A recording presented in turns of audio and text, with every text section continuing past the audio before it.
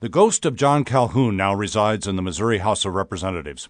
Calhoun was Mr. Everything in government during the first half of the 19th century.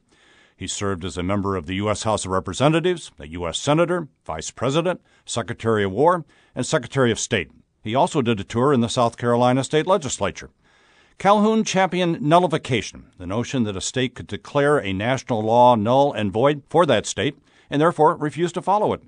Many thought the U.S. Constitution's Article 6 Supremacy Clause, the statement that, and I quote, "the laws of the United States shall be the supreme law of the land, and every state shall be bound thereby anything in the Constitution or laws of any state to the contrary notwithstanding," had settled whether the national or state government prevails.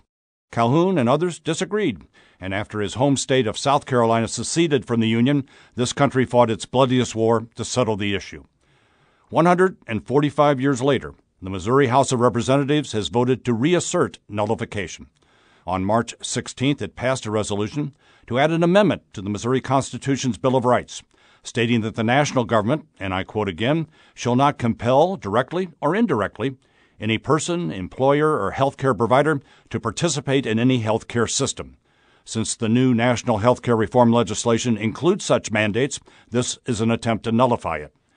If Missouri Senate concurs with the resolution and a majority of Missouri voters in November support the amendment, the state will have fired the opening salvo in a new civil war over whether, in Abraham Lincoln's words, this nation will long endure. Fortunately, the dispute over whether Missouri's Constitution trumps national law will be decided in the courts, not on the battlefield. But in the meantime, one suspects John Calhoun is enjoying his political resurrection. This is Terry Jones.